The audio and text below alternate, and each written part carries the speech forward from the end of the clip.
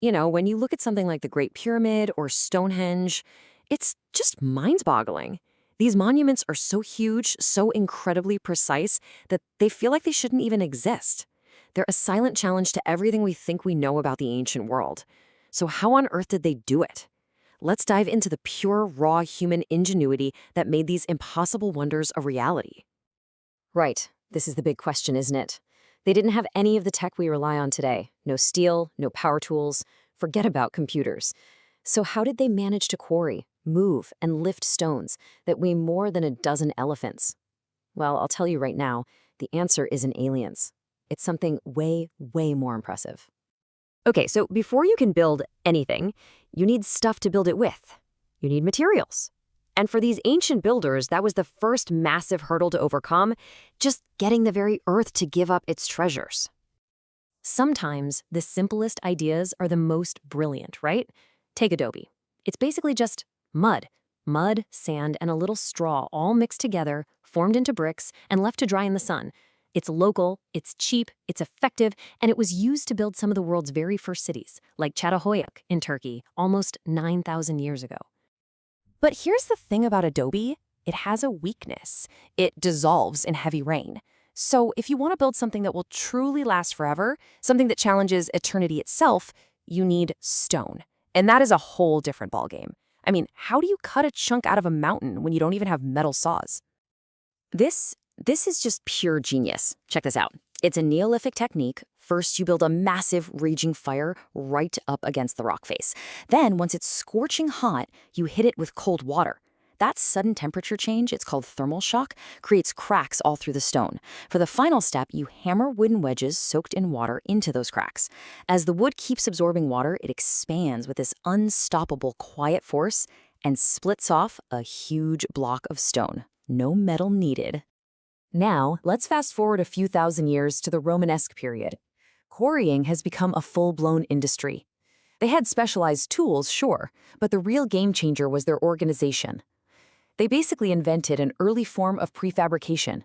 Stones were cut, they were finished, and get this, they were even numbered at the quarry with these special stonemasons' marks.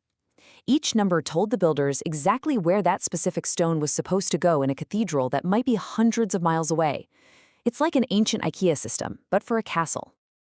So you've managed to wrestle a multi-ton block of stone from the earth. Fantastic! Now comes the next impossible task. You have to move it. And we're not talking about just moving it across a field. We're talking about moving it across entire countries. Just look at that number. 290 kilometers. That's about 180 miles. Let that sink in. That is the distance the builders of Stonehenge moved those famous blue stones all the way from the Paisley Hills in Wales. We are talking about moving 4-ton rocks over some seriously rough terrain. 5,000 years ago. It's just staggering to even think about. And, when you're talking about logistics on a grand scale, you just have to talk about the Romans. Their aqueducts are the ultimate proof of their genius. They built these incredible networks that spanned continents, not just to move stone, but to move the actual lifeblood of their cities, fresh water. They literally reshaped the landscape just to make it happen. And their secret weapon was adaptability. They didn't have just one solution. They had a whole toolkit of them. If they needed to store water, boom, they built a massive dam. If they had to cross a deep valley, no problem. They'd build a towering aqueduct bridge. Whatever the obstacle, their engineering found a way over it, under it, or straight through it. It was a level of planning that was just centuries ahead of its time. Okay, so the stone is quarried, it's transported. Now for the final test. The one that really defines these incredible structures. The fight against gravity itself. How in the world do you build skyward? This thing is one of my favorite pieces of ancient tech. It's the medieval lifting wheel. It looks like a giant hamster wheel for people, and, well, that's pretty much what it was. By having a few workers walk inside this massive wooden wheel, they could generate enough torque to lift stones weighing several tons high into the air. It's pure, simple mechanical advantage powered by nothing more than footsteps. Brilliant. Of course, lifting the stones is only half the battle. You have to place them so they don't all come crashing down. And the key innovation here, the absolute cornerstone, was the round arch. Its shape is just perfect. It takes all that crushing weight from above and perfectly channels it outwards and down into the columns and walls. It's a design so strong, so elegant, that these buildings are still standing 1,000 years later. But what if you don't have cranes or even arches? Let's rewind way back to the Neolithic period again. Imagine you need to lift a 32-ton capstone to build a tomb. What do? Well, you use the most powerful and simplest machine you have available, a giant pile of dirt.